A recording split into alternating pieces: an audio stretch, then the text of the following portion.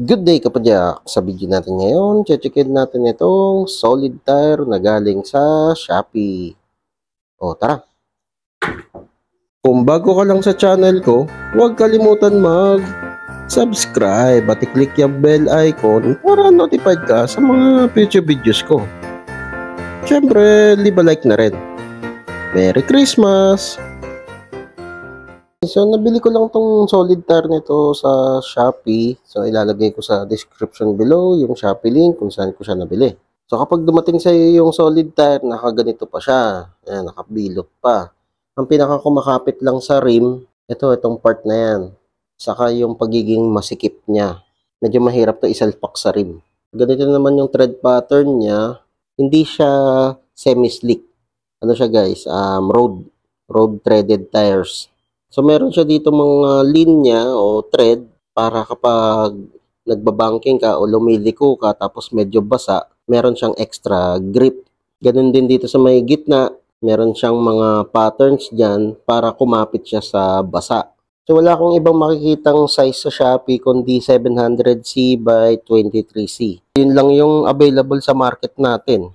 Sa ibang bansa kasi alam ko merong 28C. So, kung hindi ka sanay sa manipis na gulong, wag mo na bilhin yung solid tire. Sa quality naman ng goma niya, okay naman. Maganda naman. Pero, wag lang kayo masyado mag-expect na parang Maxxis yung quality ng goma. Kapag nahawakan mo na siya, madulas siya. Hindi siya katulad ng ibang gulong kapag hinawakan mo, parang may wax, parang makapit agad, tapos medyo malagkit sa kamay. So, mako-compare natin yung quality ng rubber nito. Pinakamalapit niyan dito sa rubber matting. Halos parehas sila ng texture.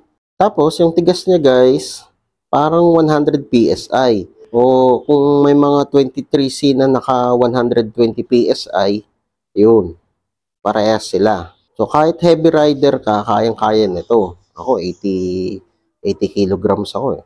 Kaya ako nito. Pag-usapan naman natin yung pros and cons nitong solid tire para meron kang idea kung gusto mo ba talagang kumuha ng ganito. Okay, so syempre unahin natin yung pros. So, ang pros nito o yung advantage niya, hindi ka na mapaplat forever. Wala tong plat-plat. Kahit tusukin mo pa to, hindi to mapaplat kasi nga solid tire siya. Isa pang pros niya, yung presyo niya. Ang isang solid tire nagkakahalaga ng 225. Depende naman yan sa mga seller, sa Shopee o sa mga bike shop. Sa ganong range, meron ka ng isang buong gulong. Yun na, ready to go na. Isang buong gulong na yun. Isa-isahin naman natin yung cons niya o yung disadvantage. So, una sa lahat, dahil solid tire to, wala. Hindi siya komportable.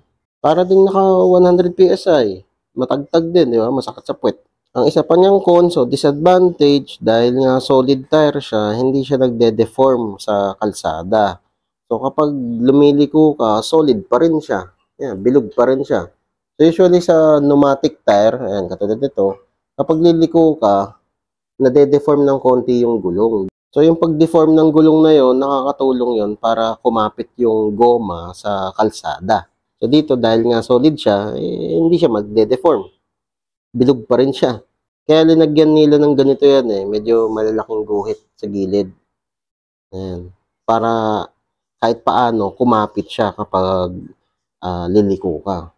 Kung babangking ka, yun, pwede kang madulas dito. Yung ano lang, saktong liko lang na ganun, okay siya. Kung yung kalsada na dadaanan mo, merong halong gasolina, oil, yung pag nakakita ka ng tubig sa daan na parang may rainbow, yun, usually merong oil yon sa gasolina. Pag ganon, wag mong dadaanan yon kasi maapektuhan yung goma nito. Dito, dahil solid tire siya, solid rubber, pwedeng maapektuhan yung rubber, magkaroon ng chemical reaction. Yun. So, pwede siyang ma-deform o pwede siyang lumobo. At panghuling cons nito, syempre, yung timbang niya. Kaya titimbangin natin to. Matic to guys, na medyo mabigat to kaysa sa pneumatic tire. So, ang bigat niya, 425 grams. Okay, so ngayon, subukan natin kung gaano siya kahirap isalpak. Well, actually, nakabit ko na yung isa, ayan o. So, try naman natin dito sa front wheel. Tara. Okay, so itong front wheel natin, naka-pneumatic tire pa to. So, ganito yung bounce niyan. Oop. Yan. Bouncy siya, di ba? Matalbog. Pero kapag pinalitan na natin yan ng solid tire, matik yan. Hindi na yan tatalbog. Kabit na natin yung solid tire.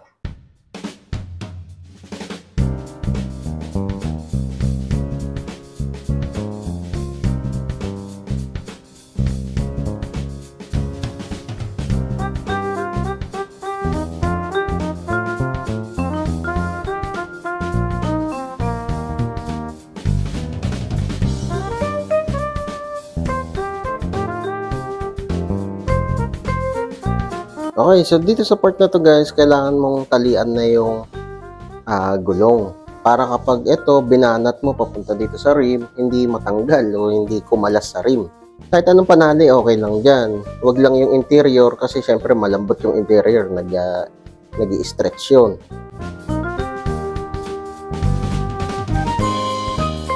Bago nyo isalpak tong gulong, make sure na tama yung tread pattern nyo dun sa direction ng rim. Ayan, so yung direction nitong rim ko, ito yung disc brake, papuntang pag ganun. So dapat yung tread pattern mo, papunta din ng pag ganun. Kasi kapag kinontra mo yan, mababaliwala yung ano niyan, yung grip sa basa. Diba yung parang pattern niya, papunta doon. Yun yung direction nun.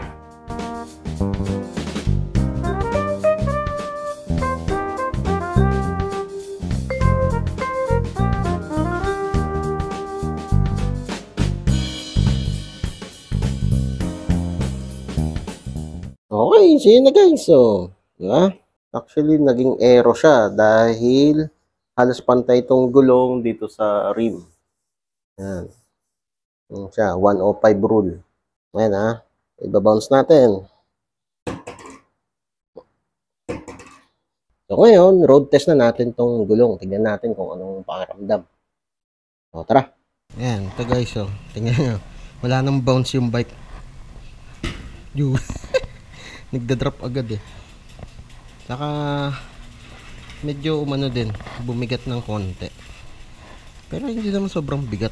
Okay, so testingin natin dito sa cobblestone. Ayan, so sakto lang yung talbog niya, yung tagtag niya. Talagang parang naka 100 PSI lang talaga. O 120 PSI. O doon naman tayo sa labas. Matagtag siya pero hindi naman sobrang discomfort. Ayan. So dito tayo.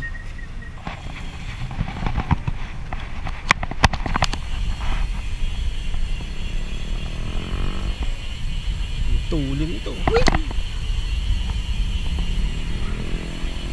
Pero hindi ako naka-aero position guys dahil sa camera. Pero matulin.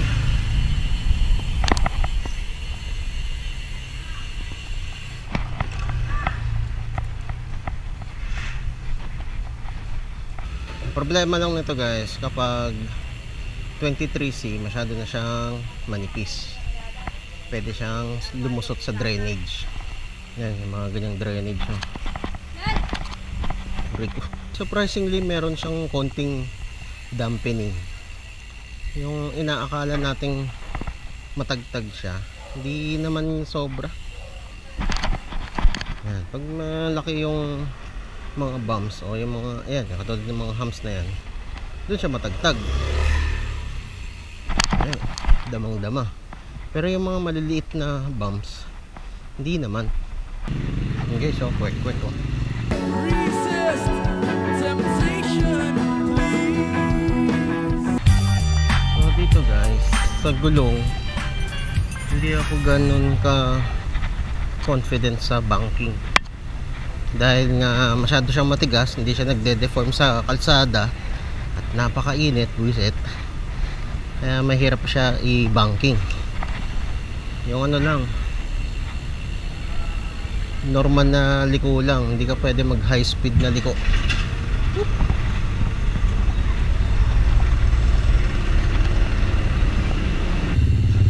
Uy, shout out. Okay, so yun guys ang review ko dito sa solid tire. So kung nagustuhan mo tong video na to, leave a like o Kung may katanungan ka pa o may gusto kang idagdag, comment down below lang.